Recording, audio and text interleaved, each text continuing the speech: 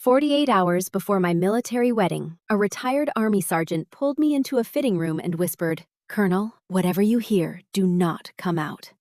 Less than 30 seconds later, my fiancé walked into the shop. I stood in my Army service uniform with one sleeve still pinned, my heart hammering. Dawson's Military Tailoring was an old brick shop between a barber and a dry cleaner off Murchison Road in Fayetteville, North Carolina, near Fort Liberty. A brass bell hung over the door. Unit patches covered the walls, and the coffee tasted older than some of the soldiers who drank it. Frank Dawson, the owner, was a lean, retired Army sergeant in his early 70s, with close-cut white hair and polished shoes. Young soldiers trusted him before promotion boards, and retirees brought him uniforms scented with cedar and memory. My name is Emily Carter. I was 46, a colonel and logistics officer with 23 years of service. I had moved people, equipment, medicine, fuel, and sometimes hope across the world. I could plan a convoy through 3 countries, yet I had planned a second marriage without checking the road signs. My fiancé, Daniel Whitaker, sold commercial real estate in Raleigh. He was polished, charming, wore expensive cologne, and called me M as if we already belonged on a Christmas card. Frank was adjusting the cuff of my jacket when the bell over the front door gave the faintest rattle. It was not a full ring, more like a warning. He froze. I looked at him in the mirror and said his name, but he stepped past me and peered through the narrow gap in the front curtain. His face changed. It was not exactly fear, it was recognition. He took my elbow and guided me into the fitting room. "Colonel," he whispered, "whatever you hear, do not come out." I almost laughed. "Excuse me?" He raised one finger to his lips. Before I could argue, the front door opened and Daniel's voice filled the shop. "Frank, you old dog, tell me she hasn't picked it up yet." I stopped breathing. Frank returned to the counter. Behind the curtain, one hand over my mouth, I watched his polished shoes through the gap near the floor. "Morning, Daniel," he said in his usual steady voice. "Morning. You still make the best uniforms around here. I appreciate that." A second voice belonged to Mark Henderson, Daniel's best man, a quiet Raleigh accountant we had dined with several times. I could not understand why he was there. Daniel laughed softly. "So today's the big day." "It sure is," Mark replied. "I've got one more thing to double-check before she signs everything." My stomach tightened. Frank stayed silent, pretending to work behind the register. Daniel lowered his voice, but the shop was too small to hide anything. "I don't want surprises after the honeymoon." Mark chuckled. "You really think she'll question the paperwork?" Daniel laughed. "No. Emily reads military logistics contracts all day. Personal paperwork she skims." Heat rushed into my face. Daniel knew my habits, or believed he did. Mark asked, "And once the wedding is over, we update the trust?" "Yes." "What about the lake cabin?" "It'll be ours." The cabin on Badin Lake was mine, inherited from my parents after my mother died. It was a modest house where I had spent every 4th of July since I was 10. Daniel called it our happy place, but clearly meant something else. Mark hesitated. "Are you sure she's comfortable combining everything?" Daniel snorted. "She thinks marriage means sharing." Then he gave another quiet laugh. "I think marriage means planning." In 23 years of service, I had faced mortar attacks, hurricane evacuations, and casualty notifications. Yet this quiet betrayal hurt more than I could explain. It sounded like 2 men discussing golf. Frank finally spoke. "You boys need anything else today?" "No," Daniel replied. "I just wanted to make sure the uniform looked good." "It does." "Good." A chair scraped and footsteps moved toward the door. Then Daniel stopped. "Oh, one more thing. If Emily comes by before the ceremony, don't mention we were here." Frank answered without missing a beat. "I don't discuss my customers. That's why I like you." The bell jingled and silence settled over the shop. A few seconds later, Frank opened the curtain, locked the shop, lowered the shade, and faced me, looking 10 years older. "I'm sorry, Colonel." I could barely speak. "How long?" Frank rubbed the back of his neck. "I've had suspicions for months." "You knew I knew something was wrong." He held up a digital recorder. I started it when I recognized his truck. I stared at the device. You have all of it? He nodded slowly. Enough. I sank into a chair. The rehearsal was hours away, and the wedding less than 2 days away. For once, I had no plan. Frank drove me through the back alley in his gray Ford F-150, then toward Interstate 295 in silence, with only loose change rattling and the air conditioner fighting the humidity. About 10 minutes later, he pulled into the parking lot of a Hampton Inn on Skibo Road. You shouldn't go home yet, he said. I looked at him. Why? If Daniel notices anything different, he'll change his story before you've had time to think. He was right. The Army had trained me not to make decisions while emotions were high. But this was not a battlefield. It was my life. I'll be fine, I told him. Frank did not argue. He handed me the recorder. Make a copy. I nodded. And Emily. I looked up. You don't owe anyone a performance today. Those words stayed with me. The hotel room smelled faintly of coffee and laundry detergent. I hung my uniform carefully in the closet and sat on the edge of the bed. For almost an hour, I stared at the wall and replayed Daniel's voice. She skims it, not Emily, not his fiancé, just she, as if I were a transaction. My phone buzzed. Daniel was calling. I let it ring. A minute later, a message appeared. Everything okay running behind? Then another. Love you. Can't wait to marry you. I laughed, not because it was funny, but because I had never heard love sound so empty. Around noon, my younger sister Rachel called from outside Charlotte, where she taught 8th grade history. Though 6 years younger, she had protected me all our lives, and knew something was wrong immediately. What happened? I repeated, every word. After a long silence, she exploded. Call the wedding off. I know. No, Emily. Right now. I know. What are you waiting for? I'm thinking. He does not know that you know. I know. Rachel sighed. The Army rewired your brain. It probably did. You do not need a strategy. I do. No. Yes. After a pause, she asked softly, What are you afraid of? Outside my window, a family loaded beach towels into an SUV while my life fell apart. I'm afraid I'll make a decision I regret. Rachel had survived my first divorce with me. She knew I was not afraid of losing Daniel. I was afraid of letting anger choose for me. Then promise me one thing, she said. What? Whatever you do not let him write the ending. Afterward, I opened my laptop and contacted my financial advisor, Fort Liberty legal assistants, and my personal email. Then I forwarded every document Daniel had asked me to sign in the previous 6 months. There were insurance forms, trust drafts, property papers, retirement beneficiary updates, and survivor benefit discussions. Seen together, they formed a pattern. Most changes benefited Daniel, and almost none protected me. I was not a lawyer, but years of reviewing military contracts had taught me to recognize someone steering every conversation toward a signature. By 3, an attorney had me in her office and reviewed the first documents. Colonel Carter, did you authorize these revisions?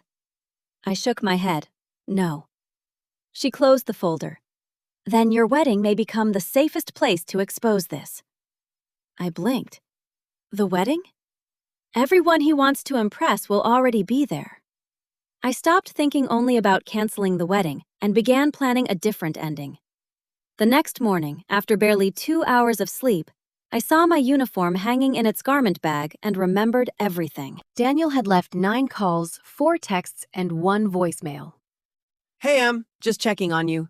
Rachel said she couldn't reach you either. Everyone's asking where you are. Call me, okay? I love you. He sounded warm and convincing. Without the fitting room, I would have believed him. I deleted the message because I wanted no more lies.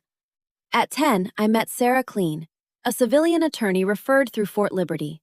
She spent nearly 90 minutes reviewing 8 months of documents. Emily, none of this is illegal by itself. I frowned. But, she tapped the stack. Together, it paints a picture of what a man who slowly positioned himself to benefit from nearly every major asset you own. Facts were enough. She tapped the trust revision's cabin papers, beneficiary changes, and survivor benefit discussions. Individually, these are ordinary. Together, they suggest planning. Daniel's phrase returned to me. I think marriage means planning. Sarah slid the papers toward me. You have two choices. Cancel the wedding today, or let him believe nothing has changed. I chose the harder option. At the chapel, the honor guard rehearsed while families laughed, chairs moved, and a little girl chased bubbles across the lawn. The beautiful normality almost made me cry. Daniel saw me before I reached the entrance. There she is, he hugged me. Muscle memory nearly made me hold him back, but I managed only a careful smile. You okay? He asked. I barely slept. He laughed. Neither did I, for very different reasons. You look beautiful, he said. So do you. He still looked exactly like the man I had loved. Betrayal had not changed his face, only the way I saw it. Inside, the wedding coordinator handed me a clipboard. We just need your signature confirming the ceremony schedule. Daniel reached for a pen. Here, sweetheart. I took it, then deliberately handed it back. I'll sign later. It was the first document I had refused in months. Something flickered across his face before the easy smile returned. No rush, he said. He was not nervous about marriage. He was nervous about timing. That evening, our rehearsal dinner filled a small room at Mash House Brewing Company in Fayetteville, with people from my unit, retired officers, neighbors, and Rachel, who squeezed my hand under the table. Frank arrived in a navy blazer with an army lapel pin, and Daniel welcomed him like an old friend. Frank, glad you could make it. Frank smiled politely. Wouldn't have missed it. Only I noticed Frank's black folder containing the recording surveillance timestamps and receipts proving Daniel's visit. The most important guest was the quiet retired sergeant, waiting for truth to have its turn. I barely ate. Rachel leaned close. You haven't eaten since yesterday. I'm not hungry. You're about to face the biggest moment of your life. I gave her a tired smile. I've had bigger. Bigger than exposing your fiancé in front of 200 people? I remembered Iraq, Afghanistan, Louisiana flood relief soldiers sent home and grieving families. No, I admitted, not like this. Rachel squeezed my hand. You do not have to prove you are strong all the time. Across the room, Daniel laughed with Fort Liberty officers and smiled toward me. To anyone watching, we were the happiest couple in North Carolina. After dinner, guests lingered over coffee or gathered outside. Frank approached with the folder. Colonel, you got a minute? Rachel stood. I'll give you two privacy. We stepped onto the quiet rear patio where Frank opened it. I owe you something. You do not owe me anything. I do. From a faded envelope, he removed an old photograph of Daniel outside Dawson's shop, beside an unknown woman in a wedding dress. When was this? I asked. About 3 years ago. That was almost a year before Daniel met me. He was getting her dress uniform altered. Frank shook his head. No, he brought her here because she was getting married. I looked back at the picture. So she never did. What do you mean? The wedding was canceled 2 days before the ceremony. Why? I don't know. I only know what happened afterward. He opened handwritten notes in another section. I started keeping these after a while. After a while, Frank nodded. Because she was not the only one. The words settled between us. What are you saying? I've owned this shop 34 years and watched thousands of military weddings. Every few years, I saw the same pattern: a successful older service member, often divorced or widowed, meets someone charming. Things move fast, and paperwork becomes more important than the relationship. You think Daniel has done this before? I don't know. You just showed me a photograph. I know, but suspicion is not proof. Frank was not exaggerating or persuading me. He said only what he knew. I contacted the woman in the photograph last night, he said. I stared at him. You did what? She lives in Tennessee now. What did she say? She called off her wedding after discovering that her fiancé had quietly convinced her to rewrite her estate plan. Despite the warm evening, I felt cold. Was her fiancé Daniel? No. Then why show me? Because the methods were almost identical. I leaned against the brick wall. So this is not only about one man. No, it is about people who earn trust and slowly turn it into money. After a silence, I asked what had haunted me. Why did you help me? Frank gave a sad smile. My wife served 28 years in the Army Nurse Corps. I had never known. She died 8 years ago. I'm sorry. So am I. I could not save her from cancer, he said, glancing toward the flag. But if I can stop another soldier from being betrayed, maybe I am still doing my job. My anger changed. This was no longer revenge. It was about making sure the truth had witnesses. The next day, the lies would run out of places to hide. Unable to sleep, I left at 3:30 in jeans and a gray sweatshirt. Fayetteville was quiet, its lights blinking, yellow delivery trucks moving, and fresh bread drifting from Hay Street. I drove to the Airborne and Special Operations Museum and sat alone, facing the bronze soldiers moving forward. I needed perspective. The Army had taught me to decide by mission, not pride. I had forgotten to use that lesson in my own life. My phone buzzed. Daniel again. I ignored the call. A message followed. Can't wait to see you today. Love you. Those words now looked scripted. I deleted them. At 7, Sarah handed me a folder containing the revisions, records, emails, timelines, and recording transcripts. Everything is ready, she said. Then she studied me. Emily, you still have time to walk away. I know. You do not have to prove anything. I know. What do you actually want? No one, including me, had asked that. After a long pause, I said, I do not want revenge. I want the truth to arrive before the vows do. Sarah smiled. That is a healthier reason. I hope so. Then stay composed no matter what he says, and do not improvise. I almost laughed. I have followed operations plans my entire career. Good. Today is another operation. Except this time, I am rescuing myself. By late morning, I dressed in my white shirt, black tie, blue coat, and ribbons. The uniform had always meant responsibility. That day, it meant self-respect. The woman in the mirror looked tired, older, and wiser than she had 48 hours earlier. Rachel knocked and stepped inside. She froze. You look... I smiled. Old. Through wet eyes, she said, No, you look like someone who knows how this story ends. I don't. You kind of do. Straightening my collar, she promised to drive me anywhere if I changed my mind. I hugged her longer than usual. Thank you. For what? For reminding me I still have choices. Just before noon, Frank called. Colonel. Morning, Frank. I wanted you to know something. I was not the only one who listened to that recording. My heartbeat slowed.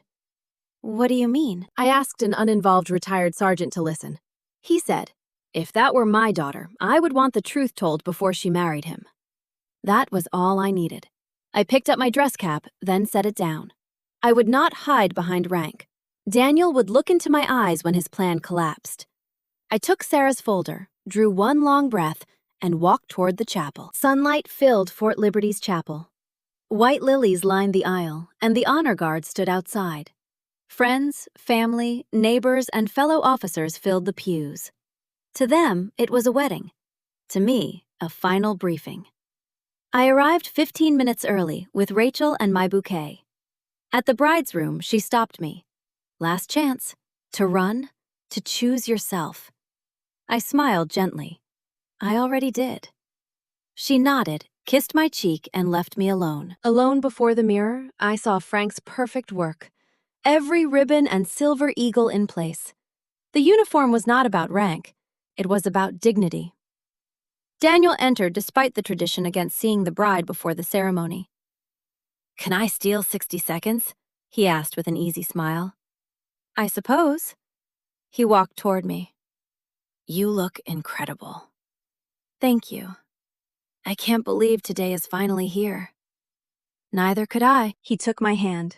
His palm was warm and steady. Without the recording, nothing would have seemed wrong.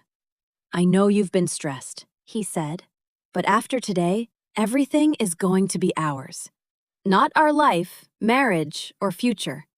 Everything. He did not realize he had exposed himself. I looked into his eyes. What if things do not go according to plan? He laughed softly. They will. His confidence unsettled me. He kissed my forehead. I'll see you out there. After he left, Rachel returned. You okay? I nodded. He gave himself away again. What did he say? Everything is going to be ours. She shook her head. He really cannot help himself. No, he cannot.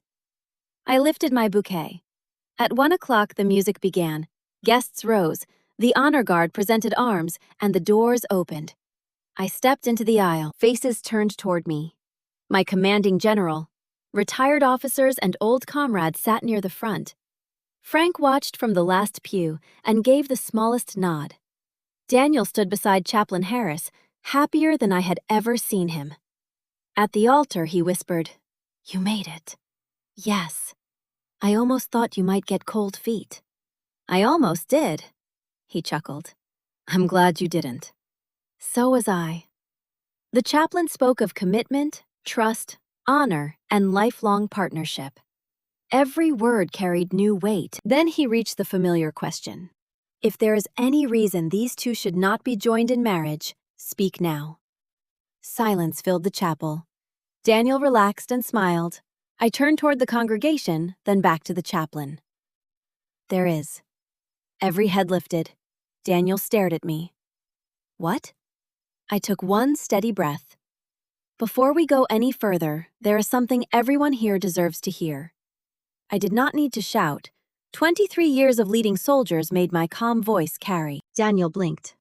What are you doing? I faced the chaplain. I'm sorry for interrupting, Chaplain Harris, but I cannot promise my life to a man who has not been honest with me. Chaplain Harris looked between us and stepped aside, knowing some moments could not be rushed. Daniel forced a laugh. Emily, this isn't funny. I agree. I placed my bouquet on a chair. It is not funny at all. He moved toward me. If you're nervous, we can... I'm not nervous. I opened Sarah's dark blue folder. I'm finished pretending. Murmurs spread as Rachel joined Frank. He carried a small black speaker to the altar. Daniel frowned. What is this? Frank did not answer. He placed the speaker on a table beside the altar. I looked at Daniel. Do you remember stopping at Dawson's shop 2 mornings ago? His expression changed for a fraction of a second. I don't know what you're talking about. I think you do. He turned toward Frank. You recorded me, Frank answered calmly. My security system records every business day. Daniel laughed, but it sounded forced. This is ridiculous. I nodded. It is. Then I pressed play. Static, then the bell over Frank's door filled the chapel. Confused faces turned as Daniel's voice emerged. Frank, tell me she hasn't picked it up yet. Though I had heard it before, my heart pounded. The chapel was silent enough to hear the air conditioning. The recording continued. I've got one more thing to double-check before she signs everything. Someone in the 3rd row gasped. Daniel's face lost its color. She skims it. Then came the line that turned every eye. The cabin will be ours. His best man, Mark, stared at the floor. The recording ended. Only the silence that follows truth remained. Daniel swallowed. You've taken that completely out of context. Have I? He looked around desperately. I was talking about our future. I opened the folder. Then perhaps you can explain these. I gave the chaplain my commanding general and Daniel's parents copies of the property revisions, trust amendments, beneficiary forms, emails, and timeline. Every change favored Daniel. Daniel's father adjusted his glasses. What is this? Daniel grabbed at the papers. They're drafts. No, I said. They are documents you asked me to sign without explaining what had changed. His mother looked between us. Daniel, it is not what it looks like. Then Mark spoke. Actually, every head turned toward him. He looked sick. I told you we should not have talked about it in the shop. Daniel's eyes widened. Mark, I never wanted this, Mark said, his voice cracking. I thought you loved her. Daniel stared at him. You said you would keep your mouth shut. I tried. Mark looked at me. I'm sorry. Mark's apology erased nothing, but it was honest. At last, someone else told the truth. Daniel looked around. No one smiled. Not his parents, friends, or the officers he had tried to impress. His image collapsed in minutes. He reached toward me. Emily, please. I stepped back. No. My voice remained calm. You did not lose me today. You lost me the moment you decided my trust was worth more than my heart. No one applauded. They simply watched him face the consequences of his choices. Which was more powerful? Someone cried near the back. Another guest took her husband's hand. Chaplain Harris closed the folder. I believe this ceremony is over, he said gently. His voice held no anger, only certainty. Daniel searched for rescue, but none came from his parents, colleagues, officers, or Mark, who finally understood the damage silence could cause. Daniel turned back to me. Emily, I raised one hand. Please don't. I can explain. You had months to explain. I made mistakes, yes, but I love you. The words were not impossible, only too late. You may believe that I said, but love is not measured by what someone says after being caught. His shoulders dropped. I never wanted to hurt you. I gave him a sad smile. And yet, here we are. His mother walked toward me with tears in her eyes. I am so sorry. I had no idea. I believed her. She had welcomed me, mailed recipes, knitted my granddaughter a blanket, and called every Sunday. She was not part of his deception. I hugged her gently. This is not your burden to carry. She cried against my shoulder. I thought he was raised better than this. So did I. When she stepped away, she looked at her son. I do not recognize the man standing there. Daniel lowered his head and said nothing. Guests left quietly processing what they had seen. Several officers shook my hand without pity. One man I had served beside for 15 years said, You handled yourself with honor. Those words meant everything. Rachel came over holding my bouquet. What do you want to do with these? I looked at the white lilies. Take them to the VA hospital. Someone there will appreciate them. She smiled. I think so too. Frank began packing away the speaker. I walked to him. You saved me. He shook his head. No. You listened. He closed the case. You saved yourself. I laughed, just enough to remember I still could. I almost didn't. But you did, he said. That is what matters. Within a month, Sarah found more emails and stopped several documents before they became official. Nothing was criminal, but everything I owned was protected. Daniel called dozens of times. I never answered. Eventually, the calls stopped. Mark sent a handwritten apology, admitting he ignored his conscience to preserve a friendship. I answered once. The next time your conscience speaks, listen, before someone gets hurt. I wished him well. Bitterness felt like giving Daniel free rent in my mind. Truth had not erased the pain, but it let me leave it behind. A year later, I returned to Dawson's. The Bell wooden counter, measuring tapes, fabric samples, unit patches, and old coffee were unchanged, but I now associated the place with honesty, not heartbreak. Frank looked up from his sewing machine. Morning, Colonel. I smiled. Not anymore. He chuckled.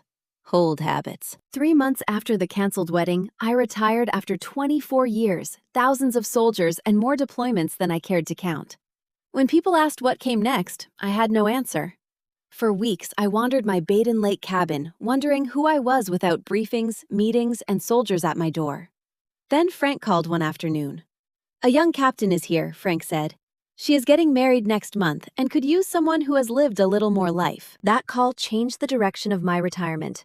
Soon, I volunteered with military family programs around Fort Liberty, speaking to officers, enlisted couples, and spouses about money, trust, communication, and reading every document. I did not lecture, I told the truth. Sometimes afterwards, someone would quietly pull me aside and say, I needed to hear that. Those moments meant more than any medal I had ever received. One Saturday, a young lieutenant collected his dress uniform while his fiancé held a wedding checklist. They reminded me of another couple who had once stood there. As Frank adjusted the lieutenant's sleeve, the young man laughed. Sir, I guess perfection takes time. Frank smiled without looking up. It usually does. Frank glanced at me, and we both remembered that morning. Some stories belong in silence. Before leaving, I thanked him again. He looked embarrassed. I still say I did not save you. You gave me the chance to save myself.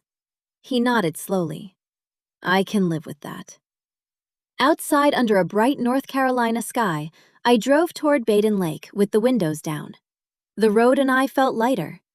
People ask whether I regret that wedding. My answer is no. I regret trusting the wrong man, but I will never regret learning the truth before promising him my life. The finest uniform I wore was not special for its ribbons or eagles, but because it represented integrity, courage, and respect. Those values did not leave when I retired. They finally followed me home. If you have ever been forced to leave someone you loved because the truth demanded it, you should know you are not alone. Sometimes the hardest decision gives you your life back. Thank you for spending this time with me. If the story meant something to you, I would love to hear your thoughts and hope you will join me again. The end.